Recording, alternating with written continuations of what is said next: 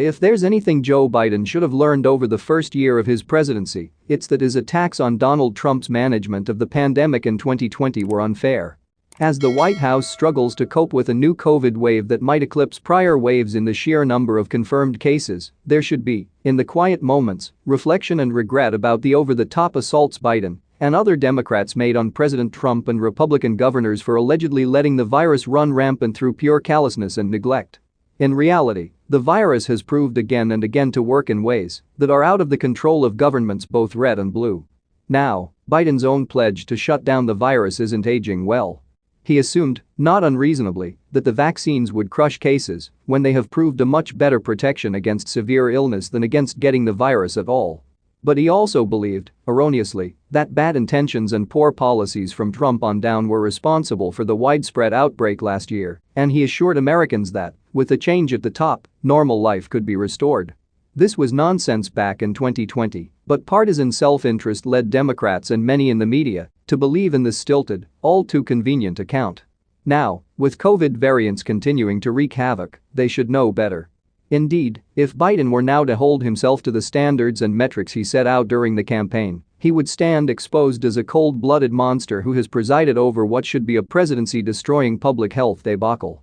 As it happens, after all the scorn he heaped on Trump for his sunny scenarios, Biden, likewise, has been too rosy, only to see extensive spread and a high level of deaths on his watch.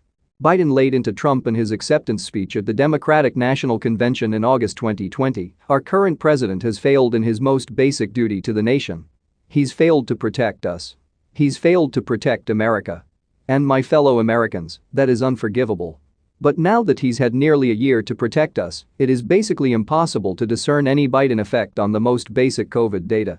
On January 20, 2021, the day he was inaugurated, there had been roughly 25 million cumulative COVID cases in the United States. Now there have been 50 million cases. On January 20, 2021, roughly 415,000 Americans had died. Now, more than 800,000 have. "Just judge this president on the facts," Biden urged in his convention speech. 5 million Americans infected by COVID-19. More than 170,000 Americans have died. The tragedy of where we are today is it didn't have to be this bad. Just look around.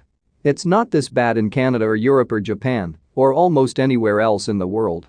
Yet, during 2021 too, the US has outstripped Europe, Canada and Japan in per capita cases and deaths almost all year long.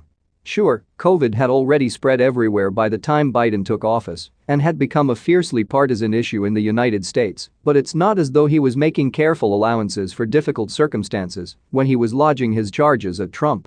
It's true that Biden has taken a different tone on COVID than Trump did, paid more lip service to the science and demonstrated different masking practices.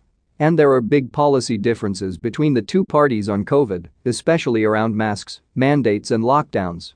But, as it turned out, none of these held the magic key to crushing the pandemic. In fact, the idea that we shouldn't be locking down or shutting schools, positions that once were characterized as part of a Republican death cult, are now widely accepted, even at a time when cases are surging again. After his COVID speech this week, Biden took a few questions from the press and explained that the country currently has a dearth of rapid tests because the Omicron wave came on so quickly. This has a familiar ring. It's the kind of thing US officials said when the CDC had its testing breakdown at the beginning of the pandemic in 2020.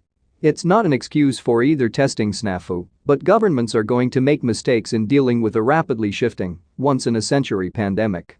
A more realistic and politically sound approach would have been for Biden, at some point this year, to acknowledge that the virus would never truly be shut down and to tout the vaccines and better treatments as ways to mitigate the worst outcomes. Instead, he created expectations he didn't and can't meet. Preventing the pandemic was always beyond Trump's power, and ending it is proven beyond.